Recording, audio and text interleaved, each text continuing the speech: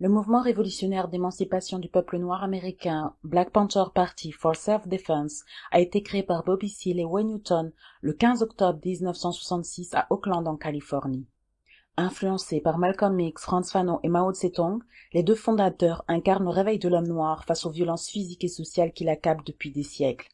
Ils rédigent un programme en 10 points qu'ils souhaitent être un programme politique concret exigeant le droit à l'autodéfense, l'autodétermination, la fin des brutalités policières, la liberté, la justice, le plein emploi, des logements décents et un système éducatif adapté à la communauté noire. L'une des premières décisions du parti fut de créer des patrouilles anti-police pour éradiquer la violence policière. Équipés d'armes, de caméras, de magnétophones et de livres de droit, les membres de l'organisation suivaient les voitures de police en service dans les quartiers noirs.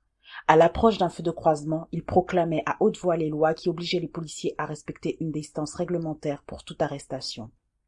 Ils mettent aussi en place des programmes de survie communautaire pour combattre la pauvreté et l'aliénation des populations, tels que les petits déjeuners gratuits, des cliniques gratuites, des programmes de détection de maladies, un service d'ambulance, des bus gratuits pour les prisons, la collecte et la distribution de vêtements, des aides à la rénovation d'immeubles et l'accompagnement des personnes âgées. Des écoles de libération et des cours d'éducation politique sont conçus également pour éduquer les enfants et les adultes. En janvier 1971, la branche d'Oakland ouvre un Intercommunal Youth Institute où 28 enfants de 2 à 11 ans sont accueillis dans l'école des Black Panthers. Une véritable politisation de la jeunesse et un réveil culturel se traduisent par une affirmation et une acceptation de soi et une rupture avec les canons de beauté occidentaux esthétiques. Le mot d'ordre des Black is Beautiful et les hommes et les femmes arborent fièrement leur afro.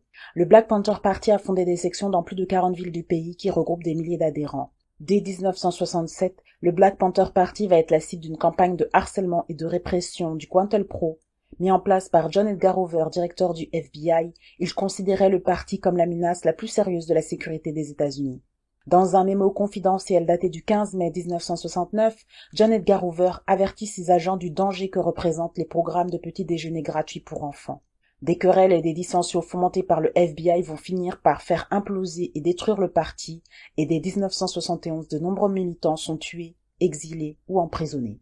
Pour aller plus loin, je vous conseille les livres suivants.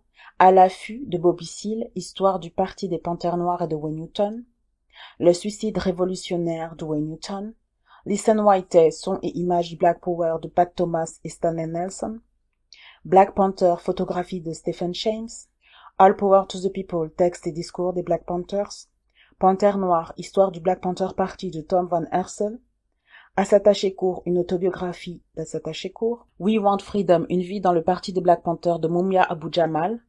Et les documentaires suivants, Black Panthers d'Agnès Varda et All Power to the People, The Black Panther Party and Beyond de Li Lu Li.